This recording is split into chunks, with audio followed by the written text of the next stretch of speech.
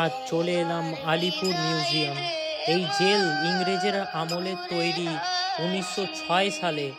সেই স্বাধীনতা সংগ্রামীদের এইখানে বন্দি করে রাখা হতো, তাদের দিনের পর দিন অকথ্য অত্যাচার করেছে, কিন্তু লড়াই থামেনি। আর তারা দেশকে স্বাধীন করেছে আজ, কিন্তু তাদেরই মেমোরিসে এই জেল আজ মিউজিয়াম করেছে ওয়েস্ট বেঙ্গল গভর্নমেন্ট।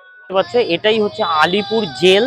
আর এটা ইংরেজরা প্রায় 1906 সালে এটা বানানো হয়েছে। আর এখন ওয়েস্ট বেঙ্গল গভর্নমেন্টের অনুপ্রেরণায় এটা জেলকে মিউজিয়াম করে দেয়। এরকম সত্যেন্দ্রনাথ বোস আর আরো অন্যান্য দেশে সংগ্রামীরা এখানে ছিল, এখানে কয়েদি করে তাদের বন্দি করে রেখেছিল ইংরেজরা। আর ওদের উপরে অন্যায় অবিচার অনেক অত্যাচার হয়েছে। চলো ভেতরে যাওয়া যাক আর দেখে নেওয়া যাক ভেতরে কি অপেক্ষা করছে আমাদের জন্য।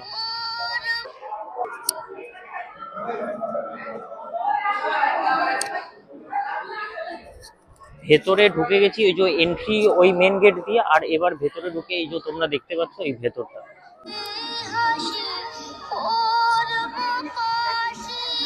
যেরকম স্বাধীনতা সংগ্রামীরা যারা মানে সংগ্রাম করে মানে দেশকে স্বাধীন করছে তাদেরই কোন মেমোরিজ হিসাবে একটা মেমোরিয়াল ক্রিয়েট করেছে এরা।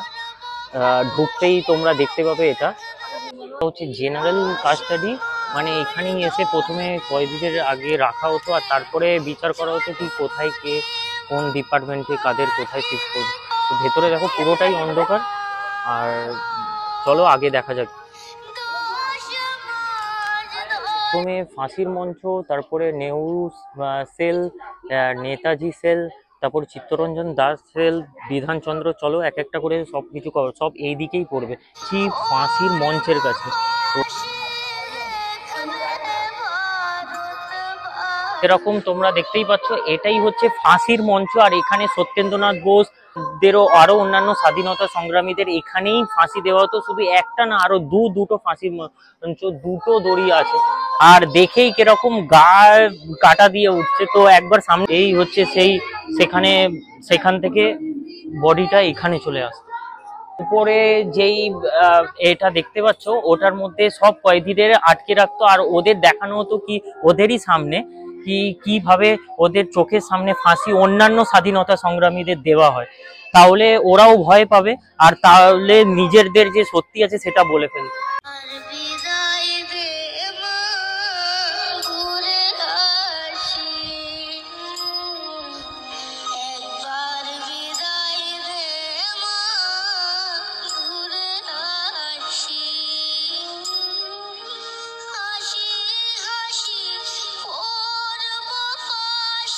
এই হচ্ছে সেই পোস্টমর্টমের ঘর, যেখানে সেই স্বাধীনতা সংগ্রামীদের যারা মারা যেত তাদের এখানে আনা হতো আর তাদের পোস্টমর্টমের জন্য।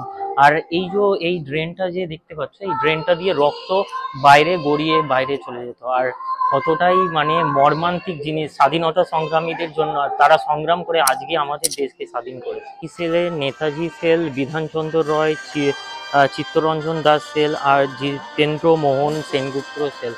তো ভেতরে যাওয়া যাক একবার। বিধানচন্দ্র রায়ের সেল, এখানে ডক্টর বিধানচন্দ্র রায়কে রাখা হয়েছিল। তোমাদের একবার দেখিয়ে দিই, এই যে ওনার যে স্মৃতিকে স্মরণীয় হবে তার একটা মেমোরি হিসাবে হয়েছিল। এটাই হচ্ছে সেল নাম্বার। আর এই যে লক, এগুলো সবই পুরো লোহার লক। আর কিন্তু এগুলো এখন জাম্প করে পুরোই মিউজিয়াম করে দিয়েছে। এটা আর একটা সেল নিয়ে এই যে উপর থেকে ভিউটা দেখাচ্ছি, এই নিচ থেকে উঠে এলে এই একটা সিঁড়ি, এই সিঁড়ি দিয়ে নিচ থেকে উঠে এলে প্রথমে সেকেন্ড ফ্লোরে আরো পুরো সব ছেলেরা আছে। এখানে এক একজন এক একটা স্বাধীনতা সংগ্রামীদের এখানে রাখা হয়েছে। নেতাজি সেল, তো তার মেমোরিজ হিসাবে তারই। আর তার কিছু ছবি পেছনে, ওই স্বাধীনতা সংগ্রামীর তখনকার ছবি এখানে দেওয়া রয়েছে পেছনে। তোমরা যেরকম ভেতরটা দেখতেই পাচ্ছ।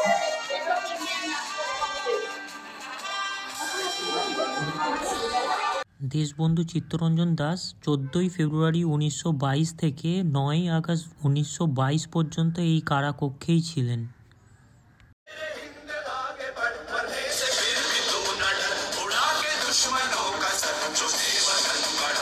হচ্ছে সেই জায়গা যেখানে প্রিজেনারে মানে জেনারেল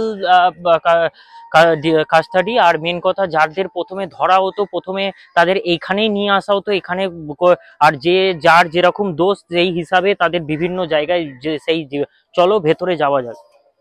এখানে ঢুকে তোমরা 100 বছর পুরনো টাইম মেশিনের ইতিহাসে ফিরে যাবে, কারণ এই ওয়ার্ডটা সেরমভাবেই রাখা হয়েছে।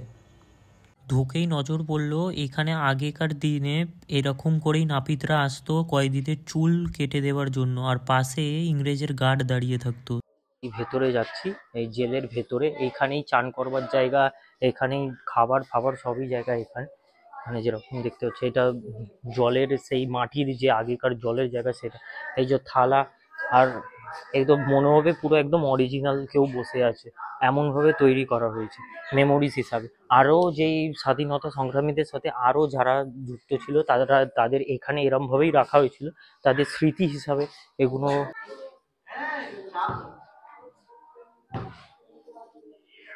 এরকম চা তৈরি করা হতো আগে এরকম কাঠ জ্বালিয়ে, এই হাঁড়ি বসিয়ে, আর নিচে মাটির কয়লাতে।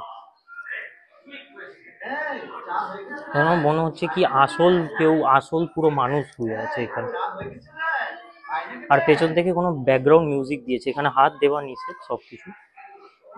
বাইরে জানলা দিয়ে দেখছে।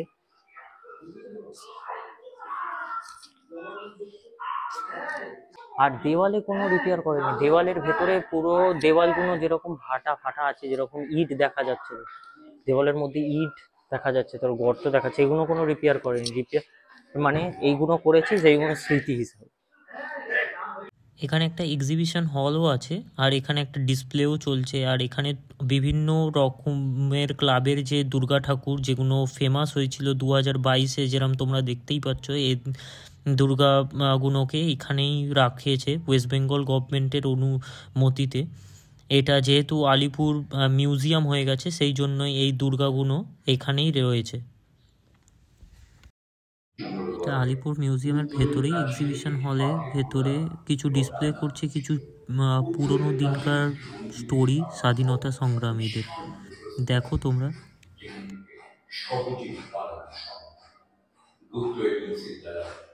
গোপনে বালিশে লুকিয়ে রাখা সাতটি পিস্তল, দড়ির মণি এবং বোমা তৈরির উপকরণ কারাগারে পাঠানোর প্রস্তুতি নেওয়া হলো। অরবিন্দ এবং বালেন্দ্র দর্শন প্রায় 30 জন বিপ্লবী ছিলেন এই জেলে। হঠাৎ খবর এলো নরেন্দ্রনাথ গোস্বামী ব্রিটিশ সরকারের রাজ সাক্ষাৎ হয়েছে। সমস্ত পরিকল্পনা তিনি ব্রিটিশ